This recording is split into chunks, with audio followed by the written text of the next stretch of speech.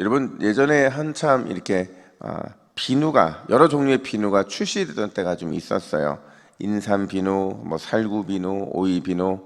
그러니까 피부에 좋은 거라는 좋은 것들은 다 비누로 만들었는데, 근데 이게 이제 비누의 고급화 전략이었거든요. 근데 비누가 다 이게 고급화되는 과정 가운데 다른 컨셉의 이 비누가 있었어요. 그 비누가 뭐냐? 기억나세요? 알뜰랑 비누라고. 이게 왜 알뜰랑인지 아시죠? 아무리 쓰고 써도, 또 며칠을 써도 비누의 크기가 항상 어때요? 똑같아요. 하나면 막 6개월을 쓰고 할 정도로 그 유명했던 게 바로 알뜰랑 비누인데, 서민들에게 있어서 이 알뜰랑 비누는 참 좋은 비누이고 참 오래 쓰는 비누다라는 평가를 받았습니다. 여러분, 우리가 예수님을 믿는다고 말할 때, 그러니까 우리가 예수님이란 분에게 순종한다고 말할 때 중요한 전제가 하나가 있어요. 그 전제가 뭐냐? 우리 1절 말씀을 같이 한번 읽어볼까요? 1절입니다. 시작. 하나님이 참으로 이스라엘 중 마음이 정결한 자에게 선을 행하시나. 아멘. 여러분, 그 전제가 뭐냐면요, 하나님은 항상 선하다는 거예요. 하나님은 항상 옳다는 거고요. 하나님은 언제나 신실하다. God is good. 이게 바로 우리가 하나님을 믿는다고 말할 때 전제 조건인 거예요.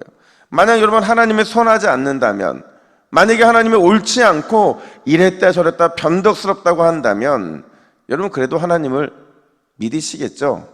믿긴 믿겠지만 아마 그때그때마다 흔들릴 겁니다.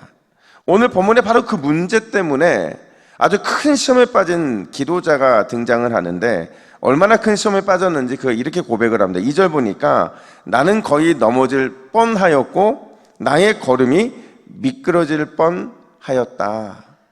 그러니까 한마디로 말하면 실족할 뻔했다라는 거예요. 도대체 왜 시인은 실족할 뻔했던 걸까? 또 어떻게 해야 이 실족할 상황에서 실족하지 않는 인생이 될 수 있을까? 오늘 본문은 그 내용을 다루고 있는데, 첫 번째로 여러분, 시인이 실족한 이유는 뭐냐? 우리 시편에서 다양한 주제들이 등장하지만 반복된 주제 중에 하나인 바로 악인의 형통이었다라는 겁니다. 앞서도 말씀드렸지만 우리가 하나님을 믿는다는 거는요, 전제가 있어요. 하나님은 항상 선하시고 항상 옳다는 전제, 이것 때문에 우리가 하나님을 믿는 건데, 시인도 그걸 믿고 지금까지 하나님의 신실하심 앞에서, 하나님의 선하심 앞에서 그 합당한 삶을 살려고 몸부림쳐 왔거든요. 근데 문제가 발생해요. 악인의 형통함을 보게 된 건데, 그것도 잠시 형통한 게 아니라 반복된 악임에도 불구하고 더 크고 더 대단한 형통이 그들의 삶에 이루어지고 있더라는 거예요. 그래서 오늘 본문 3절부터 14절은요, 시인의 기도인데 하나님께 강력하게 항의하는 항의의 기도라고 말할 수 있어요. 점점 더 악이 형통해지고 있는데, 강해지고 있는데 왜 하나님은 그런 악을 가만히 두시냐 하는 거죠. 자, 보세요. 여러분, 시인이 바라보기는 악인의 형통함을 보면 4절에서 악인에게는 아무런 일도 일어나지 않는다고 말합니다.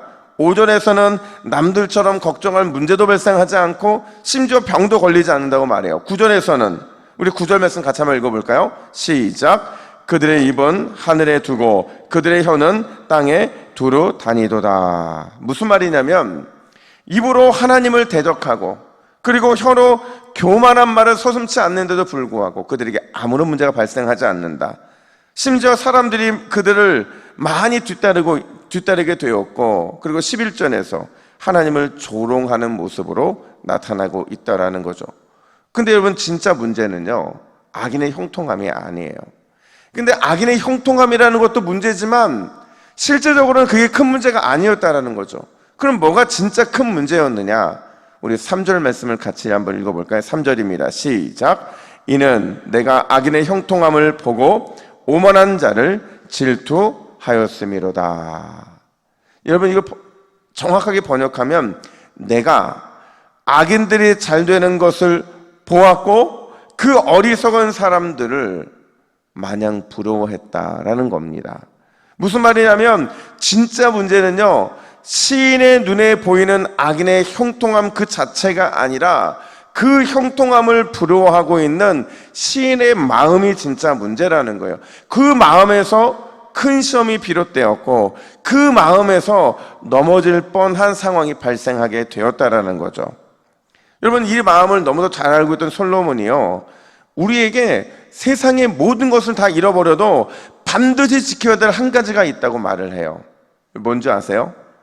그쵸? 잠언 4장 23절 말씀 같이 읽습니다. 모든 지킬 만한 것 중에 더욱 내 마음을 지키라.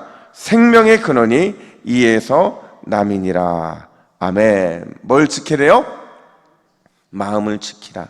마음을 지켜야 아무리 악인이 형통해도, 마음을 지켜야 아무리 악인이 번성해도 끝까지 하나님만 바라볼 수 있기 때문에 그런 거예요. 그리고 하나님을 바라볼 때 하나님께서 반드시 우리에게 악인의 그 부러움에 마음을 두는 것이 아니라 하나님을 바라보고 그 속에서 소망을 찾을 수 있기 때문에 그런 거죠.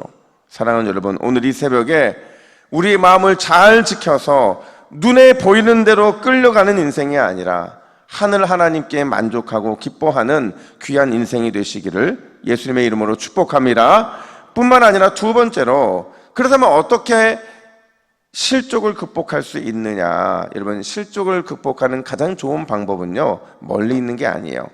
항상 우리의 삶 가운데 그럼에도 하나님은 항상 좋으시다, 그럼에도 항상 하나님은 옳고 선하다라는 이 믿음으로 그 현실을 덮어버리는 것, 그게 바로 우리가 실족을 극복할 수 있는 가장 좋은 방법이라는 거죠. 사실 여러분, 시인이 악인의 형통함에 대해서 하나님께 항의하고 있는 근본적인 이유가 있어요. 그게 뭐냐면 바로 비교의식입니다.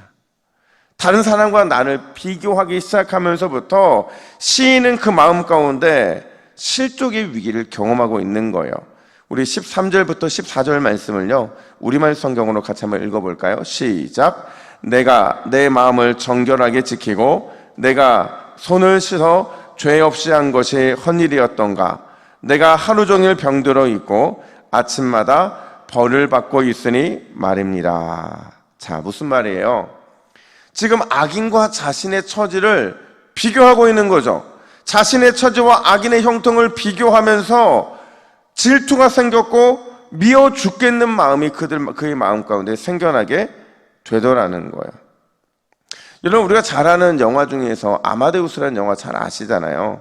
왕실의 궁정 음악가였던 살리에리라는 사람이 등장을 하는데, 당시에 가장 명성이 날렸고 가장 천재적이고 최고의 음악가였던 사람 중에 한 사람이었어요.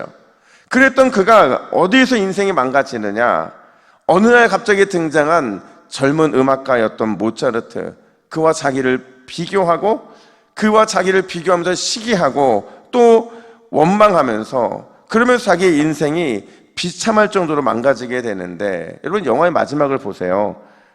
진짜 사단의 얼굴이 그의 얼굴 마지막에 딱 등장을 하는데 하나님께 이 모든 자기의 인생이 망가진 것의 책임을 떠넘기는 모습을 하게 됩니다.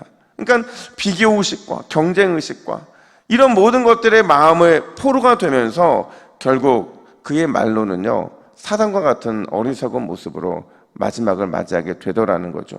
바로 그거죠. 여러분, 비교하고 경쟁하는 거는요, 그 출발부터가 잘못된 거예요. 우리가 비교하지 않으려면, 경쟁하지 않으려면 그 어떤 악인의 형통이든지 누구를 바라보아야 하느냐? 우리 하나님을 바라봐야 된다는 거예요. 악인의 형통이 부러움의 대상이 되지 않으려면 반드시 하나님만을 바라봐야 되는 거죠. 왜냐하면 하나님의 사랑과 하나님의 은혜는요, 자기를 바라보는 자에게 더 크고 더 놀라운 역사로 나타나기 때문에 그렇다는 거죠.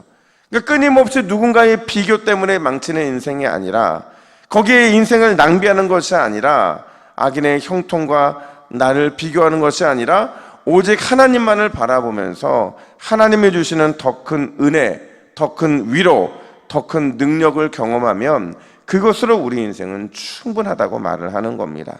사랑하는 여러분, 오늘 주일 초주일관 진정한 내 인생의 형통이신 하나님만 바라보고 그분만 의지하시기를 예수님의 이름으로 축복합니다. 우리 함께 화면을 보시고 기도의 제목을 같이 읽습니다. 시작. 주여, 오늘도 마음을 잘 지켜 영적 싸움에서 승리하게 하옵소서. 악인의 형통이 아닌 진정한 내 인생의 형통이신 하나님만 바라보게 하옵소서. 아멘. 이렇게 기도하겠습니다. 하나님 아버지, 오늘도 우리의 마음을 잘 지키는 복된 주일이 될 수 있도록 인도하여 주시옵소서. 악인의 형통함이 아무리 형통하다 할지라도 진정 내 인생은 하나님께 속해 있고 하나님이 우리 인생에 형통을 주실 때 그것이 진정한 형통이 될 줄로 믿습니다. 그 형통 바라보며 오늘도 기도의 자리에서 믿음으로 달려나가게 하시고 살아 역사하시는 하나님의 은혜로 말미암아 승리하는 우리 모두가 될 수 있도록 이끌어 주시옵소서. 감사드리며 예수님의 이름으로 기도하옵나이다. 아멘.